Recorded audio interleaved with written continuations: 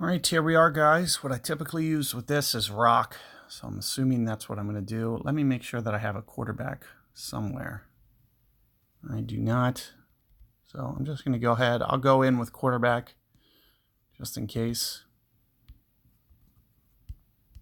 And I do have a rock back there. That's typically what I do on this hole, is a rock, because they notoriously give us headwind on this hole.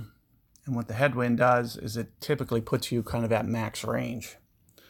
So let's see if that's what they give us. Otherwise, we'll be good with quarterback. The difference between quarterback and rock is essentially nothing. Range, if you need it. So as long as I don't need it, as long as I don't need that extra range, there's no difference between using one versus the other. In fact, quarterback has more ball guide. So that's my go-to. However, they notoriously on this hole set it up to where, you need that extra. You need that extra 8 yards that they give you. So we'll see if they do that here. This is always a very challenging hole one to get, especially when we're talking about the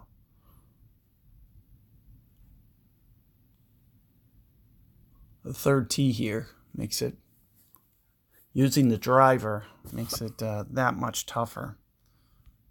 Oh wow, so straight downwind this time. So we're going to crank up the spin. Probably utilize the full, so this is going to make quarterback a better club than the rock will be. And what I'll typically try to do, you can see I'm kind of aligned with the hole, but the wind is probably going to end up pushing it just a little bit more.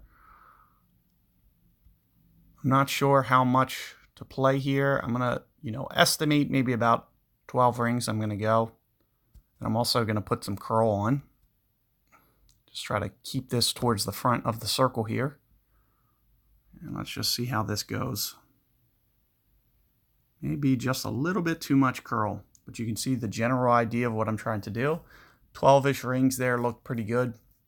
And that's the intensity of the tailwind more so than anything. So, for example, if I was, 10.7, somewhere in here, I'm pulling away from max. So somewhere down here, 12-ish rings. You kind of see more or less what I'm trying to do.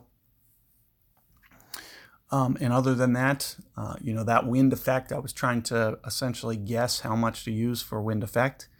But you can see with where I'm trying to do, kind of cut it, you can see all the fairway. You can see the ball guides kind of staying the same, but my opponent was just moving the rings. But it's because it's so hilly. That actually makes the shot so hard. They really butchered this fairway up to make this hole out very challenging.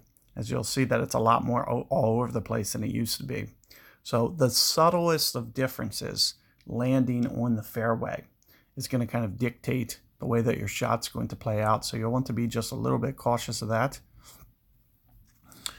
And, hopefully you guys get your perfects and can get this, get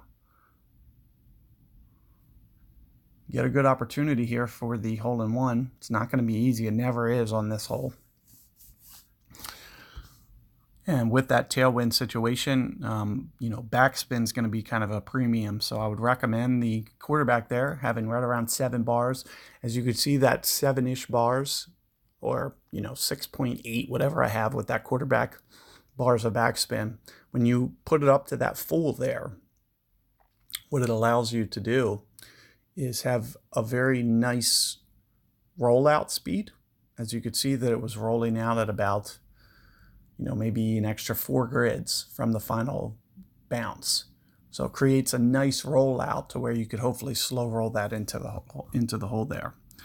So good luck with that one, and I will see you guys on 9 coming up.